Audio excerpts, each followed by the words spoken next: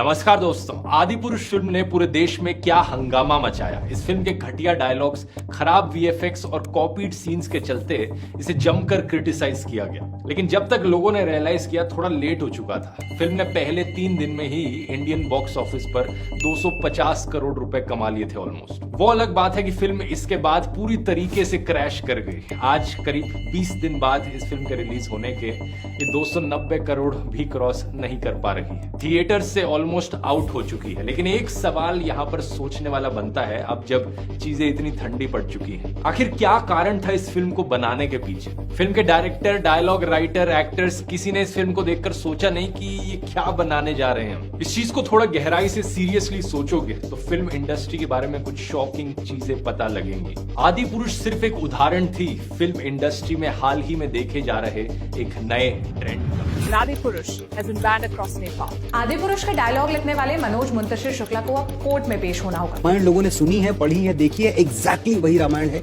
कुछ भी अलग नहीं। हम रामायण से प्रेरित हैं। नेगेटिव रिव्यूज के चलते फिल्म का बॉक्स ऑफिस पर डाउनफॉल शुरू हुआ। अब दोस्तों, अगर सुनने में आता है कि रामायण जैसी एपिक पर एक 700 करोड़ रुपए की फिल्म बनाई जा रही है, तो ऑब्वियसली आप एक्सपेक्ट करोगे कि यहाँ छोटी से छोटी डिटेल पर ध्यान रखा जाएगा। आखिर इतना सारा पैसा है ये, जहां 700 करोड़ रुपए खर्च करने का मतलब है कि ये देश के इतिहास में सबसे एक्सपेंसिव फिल्म है। तो कहीं ना कहीं तो इस पैसे को अच्छे से खर्च किया जाएगा और छोटी से छोटी डिटेल पर यहाँ ध्यान दिया जाएगा। लेकिन छोटी डिटेल्स को तो छोड़िए, यहाँ पर कहानी में बेसिक चीजों को ही उलट पुलट कर दिया गया। वाल्मीकि रामायण में जटायु एक वल्चर होते हैं, लेकिन यहाँ पर उन्हें एक ईगल बना दिया गया। फिल्म बनाने वाले कहते हैं कि हमारी क्रिएटिव लिबर्टी थी। जटायु वध की इस पेंटिंग को देखिए, जिसे बनाया है एमिनेंट पेंटर रवि वर्मा ने। इसे एक पेंटिंग में आपको ज्यादा इमोशन मिल जाएगा आदि पुरुष के इस पूरे सीन से। अच्छा, रावण की लंका के बारे में हम सब जानते हैं कि वो गोल्डन होती है वाल्मीकि रामायण के अकॉर्डिंग, लेकिन यहाँ पर इन्होंने लंका को ऐसा काला काला बना दिया, लगता हो कि कोयले से बनी हो लंका। रावण एक्चुअली में एक पुष्पक विमान में सफर करता है, जैसे कि हमने ये 1992 वाली एनिमेटेड रामायण में भी देखा है। ये जापानीज लोगों ने बनाई थी, लेकिन क्या कमाल की रामायण थी।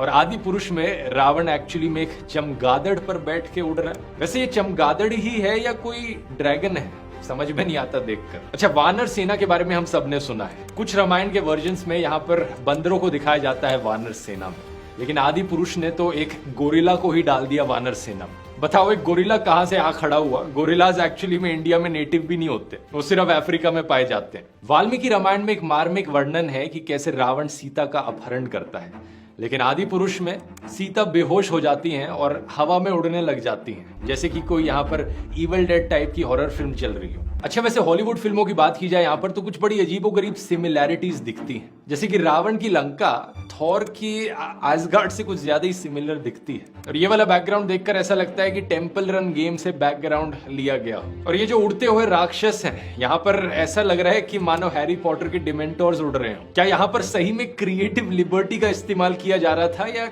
कॉपीड लिबर्टी थी? ये तो छोड़िए, आदि पुरुष में रामायण की कई इंपॉर्टेंट डिटेल्स को भी गलत तरीके से दिखाया गया है। जैसे कि जब भगवान राम मदद करते हैं, सुग्रीव और उनके भाई बाली के बीच में 2 फाइट्स होती हैं, क्योंकि पहली बार में श्री राम सुग्रीव और बाली के बीच में फर्क नहीं बता पाते, क्योंकि वो आइडेंटिकल लुकिंग ब्रदर्स होते हैं। लेकिन फिल्म में सिर्फ एक ही फाइट दिखाई गई है। एक और ऐसी बड़ी गलती होती है जब श्री राम और लक्ष्मण वापस अपनी हट में लौटते हैं और उन्हें पता लगता है कि सीता तो वहां पर है ही नहीं। फिर यहाँ राम विलाप का करुण दृश्य आता है। वो सीता की खोज में निकलते हैं और तब उन्हें जटायु मिलते हैं। जटायु बताते हैं कि एक्चुअली में रावण ने सीता का अपहरण किया है। लेकिन इस फिल्म में क्या दिखाया गया है कि राम और लक्ष्मण दोनों रावण को देख रहे हैं सीता को ले जाते हुए। ऐसी गलतियां देखकर पता लगता है कि यहाँ पर कोई क्रिएटिव लिबर्टी की बात नहीं हो रही। बेसिकली इस फिल्म को बनाने वाले लोग आलसी थे। वो काम को जैसे तैसे करके जल्दी से खत्म करना चाहते थे, बिना ज्यादा डिटेल्स में जाए। रामायण और रामचरितमानस सिर्फ हमारे रिलीजियस स्क्रिप्चर्स नहीं है, बल्कि लिटरेरी एक्सीलेंस के भी बड़े अच्छे उदाहरण हैं। जिस तरीके से रिदमिक पोएट्री में उन्हें लिखा गया है, इसी रीजन से हम उन्हें महाकाव्य करके बुलाते हैं। लेकिन आदि पुरुष में ये लिटरेरी एलिमेंट क्या है? तेरी बुआ का बगीचा है क्या जो यहाँ टहलने चला आया,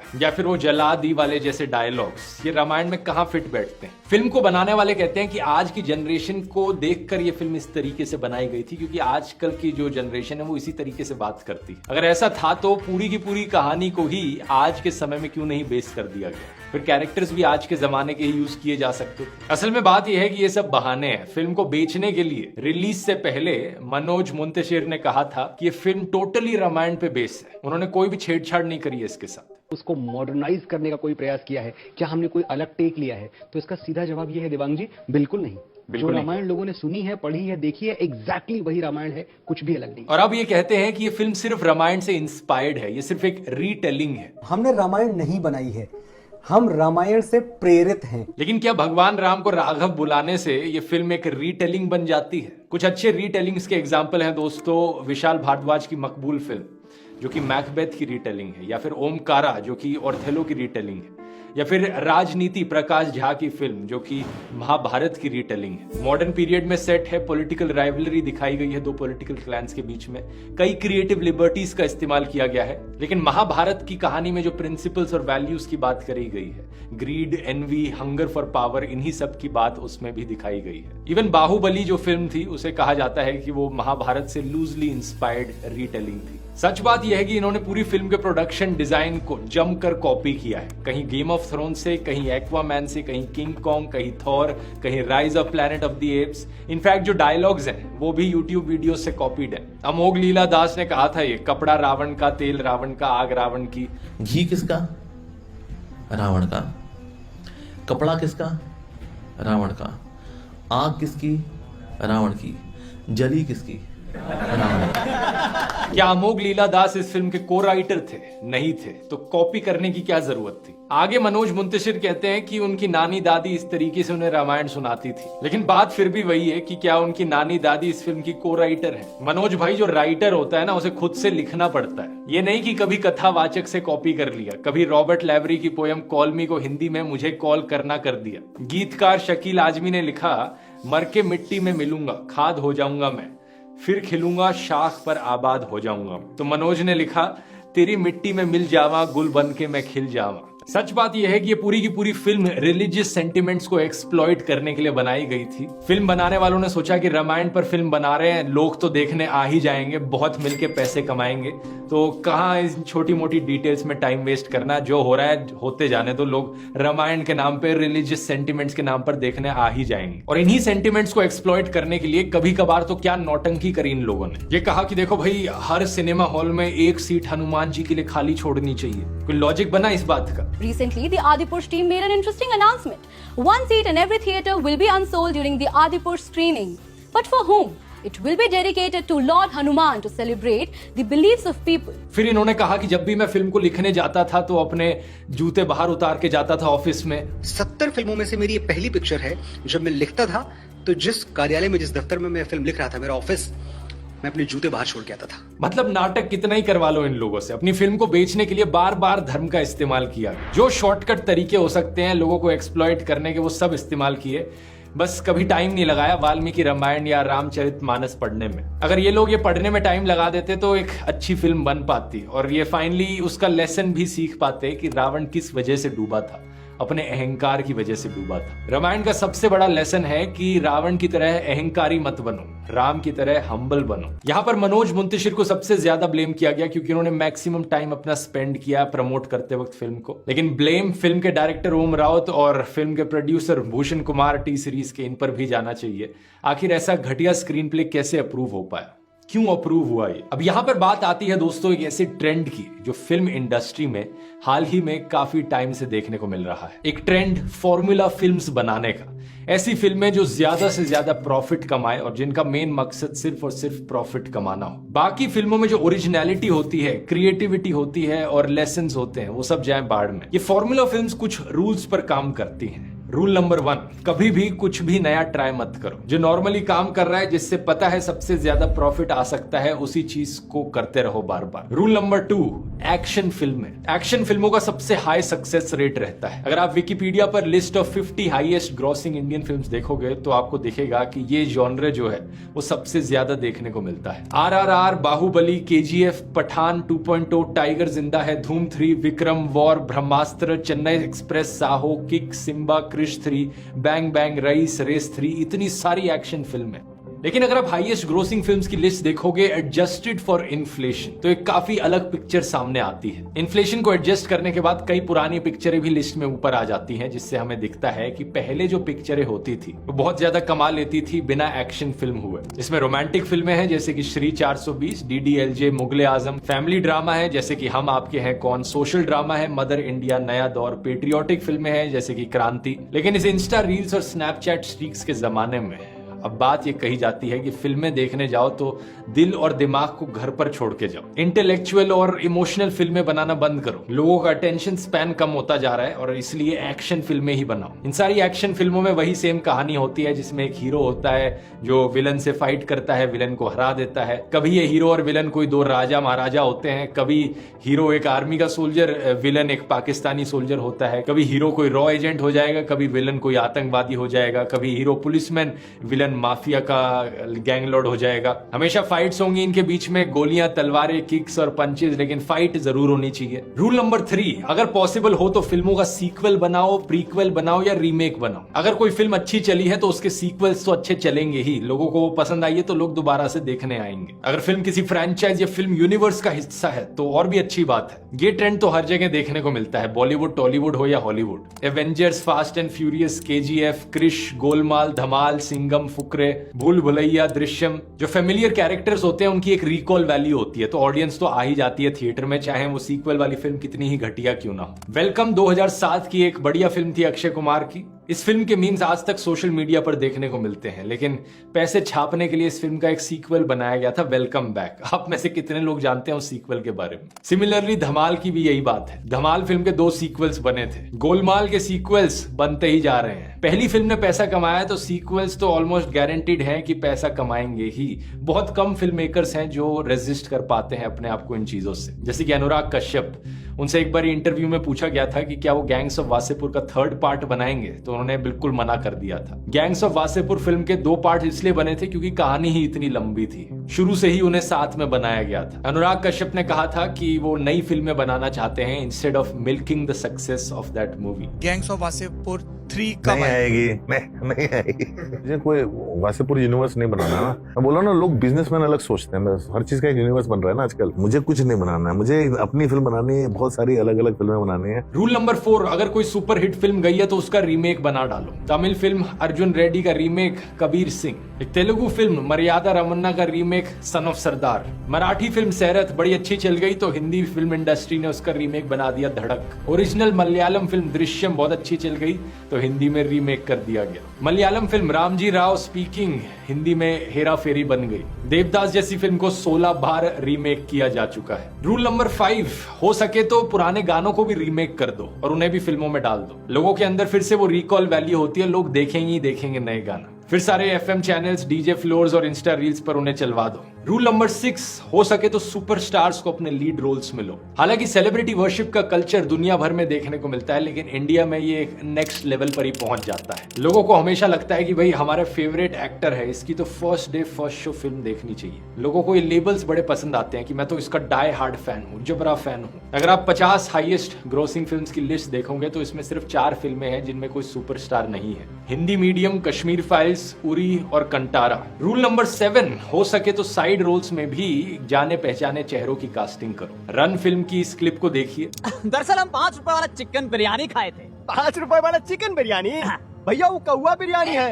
अब खाइएगा कौवा बिरयानी तो मोहम्मद रफी जैसा आवाज थोड़ा ही आएगा। क्या आप पंकज त्रिपाठी को पहचानते हैं? यहाँ पर साल 2003 में एक बड़े छोटे रोल से इन्होंने डेब्यू किया था, लेकिन अगले 6-7 साल तक ये स्ट्रगल करते रहे थे, नए रोल्स की भीख मांगते रहे, लेकिन किसी ने नहीं सुनी। आगे चलकर साल 2012 में था कि इन्हें गैंग्स ऑफ वासेपुर में नोटिस किया गया और फिर इन्हें ऐसे ऑफर्स मिलने लगे कि जैसे कोई और कैरेक्टर आर्टिस्ट बचे ही ना। फिर पंकज त्रिपाठी हर जगह दिखने लगे। सेम चीज संजय मिश्रा के साथ है। साल 1995 में इन्होंने स्टार्ट आउट किया था, स्ट्रगल करते रही कई सालों तक, लेकिन जब ये नोटिस में आए तो इन्होंने एक ही साल में 2015 में 16 फिल्में कर दी। ये जो ऑडिशंस का कॉन्सेप्ट है, ये कास्टिंग कॉल्स का कॉन्सेप्ट है, ये सब एक फ्रॉड है ज्यादातर बड़ी फिल्मों के लिए। प्रोड्यूसर्स अपने प्रॉफिट को रिस्क फ्री रखने के लिए ना तो नए चेहरों के साथ एक्सपेरिमेंट करना चाहते हैं, ना ही नई फिल्मों की कहानियों के साथ। रूल नंबर 8, फिल्म का जो सेट डिजाइन है और जो सीन्स हैं उन्हें भी नए क्रिएटिव ओरिजिनल तरीके से सोचने की क्या जरूरत। हो सके तो उन्हें भी कॉपी कर डालो हॉलीवुड फिल्मों से। इसके तो कई एग्जांपल्स आपको मिल जाएंगे, जैसे कि शाहरुख खान की नई फिल्म पठान आई थी अभी, उसमें रिपोर्ट किया गया कि कई सीन्स कॉपीड थे Avengers,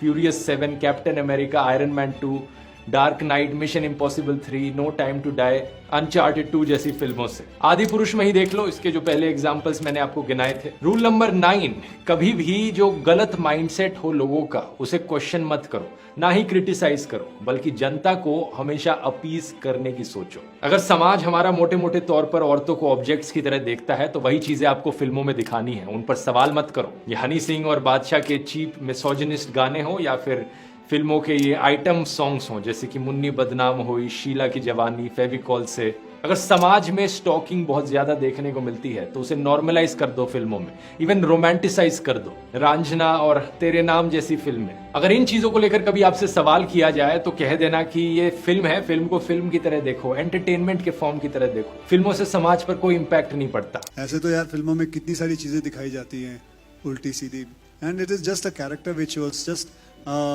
trying to take a photograph of her, and yes, there is a little bit of you can say which is wrong to itself, but अब सारी सफाई तो मैं नहीं दिखा सकता ना। अब चाहे इसमें गैंगस्टर्स को ग्लैमराइज करना ही क्यों ना हो, जैसे कि Once Upon a Time in Mumbai में दाऊद को ग्लैमराइज करना हुआ, या रईस में अब्दुल लातीफ को। सोसाइटी को ज्यादा शीशा दिखाने की कोशिश करोगे तो यहाँ पर रिस्क बहुत ज्यादा होगा। कई ऐसी फिल्में हैं जो सोशल इश्यूज को रेज करती हैं, जैसे कि आर्टिकल 15 हो, उड़ान हो या सीक्रेट सुपरस्टार हो, लेकिन इन फिल्मों में रिस्क बहुत ज्यादा है। और फाइनली रूल नंबर 10, सब कुछ लार्जर देन लाइफ बनाकर एक जबरदस्त मार्केटिंग करो, फिल्म की लहर चला दो, सारे अखबारों में आर्टिकल्स पब्लिश करवा दो, कपिल शर्मा शो पर जाओ, रेडियो शोज में जाओ, हर जगह दिखने लग जाओ। फिल्म के रिलीज होने के बाद हर जगह ये छापते रहो कि फिल्म ने कितना पैसा कमाया, बॉक्स ऑफिस पर कितनी बड़ी हिट हो रही है फिल्म। इतनी कॉन्वर्सेशन होगी इसके बारे में तो लोगों के अंदर एक फोमो आ जाएगा, फियर ऑफ मिसिंग आउट। लोगों को भी लगेगा कि क्या हो रहा है यहाँ पर, इसकी बातचीत तो बहुत हो रही है, मैं भी जाकर देखूं जरा किस बारे में लोग इतना इसके बारे में बात कर रहे हैं। अब तुम्बाड़ जैसी फिल्म को ले लो, इसने बॉक्स ऑफिस पर सिर्फ 14 करोड़ कमाए, लेकिन एक भी ऐसा आदमी ढूंढना मुश्किल है जिसने इस फिल्म को देखा हो लेकिन उसे ये फिल्म पसंद ना आई हो। दूसरी तरफ साहो जैसी फिल्म का एग्जाम्पल ले लो, इसने 407 करोड़ रुपए कमाए, लेकिन हार्डली कोई ऐसा था जिसे ये फिल्म पसंद आई। या फिर आदि पुरुष भी इसका एक बड़ा अच्छा एग्जाम्पल है। फिल्म को लेकर इतनी हाइप क्रिएट की गई थी कि लोगों ने अपनी प्री बुकिंग करा दी थी। यही कारण है कि पहले 3 दिन में आदि पुरुष ने इतने पैसे कमाए, लेकिन 3 दिन बाद जब लोगों ने रियलाइज किया कि ये फिल्म इतनी घटिया है, देखने लायक नहीं है, तब जाकर इसका असर देखने को मिला बॉक्स ऑफिस पर। लेकिन फिर भी 200-300 करोड़ तो आ ही गए थे हाथ में। ये सारे रूल्स सुनकर लग रहा होगा कि हमारी फिल्म इंडस्ट्री में सिर्फ बेकार फिल्में ही आती है, लेकिन ऐसा बिल्कुल भी नहीं है। बहुत सारी अच्छी फिल्मों के एग्जाम्पल हैं, 3 इडियट्स, दंगल, सीक्रेट सुपरस्टार, कंटारा।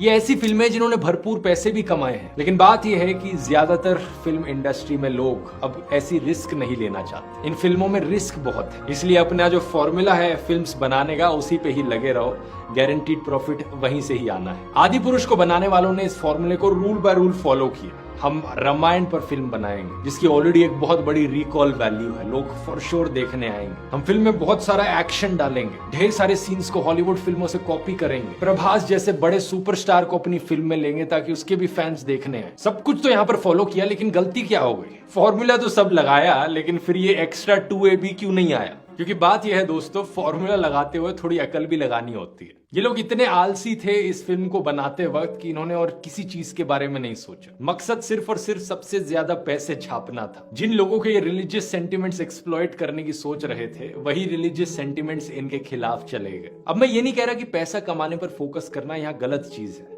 प्रॉब्लम बस तब आ जाती है जब सिर्फ पैसा कमाना ही आपका असली मकसद हो। इवन तो हमारी फिल्म इंडस्ट्री में बहुत बेहतरीन फिल्में हैं, लेकिन इन बेहतरीन फिल्मों की संख्या धीरे धीरे साल भर साल कहीं ना कहीं कम होती जा रही है। एज एन ऑडियंस, अगर आप फिल्म इंडस्ट्री को बेहतर बनाना चाहते हैं तो ऐसी फिल्में देखने की जगह जो अच्छी फिल्में हैं उन्हें देखिए जाकर सिनेमाज में। तुम्बाड़, राजी, क्वीन, अगली, article 15, the lunch box, English Vinglish, Sairat और कंटारा को एक्सेप्शंस मत बनाइए। ऐसी फिल्में हिट होना एक नॉर्म बनना चाहिए। आपकी क्या राय है यहाँ पर? अपनी फेवरेट फिल्म नीचे कमेंट्स में लिखकर बताइए। वीडियो पसंद आया तो रामायण वाला वीडियो भी मेरा जरूर पसंद आएगा, यहाँ क्लिक करके देख सकते हैं। बहुत बहुत धन्यवाद।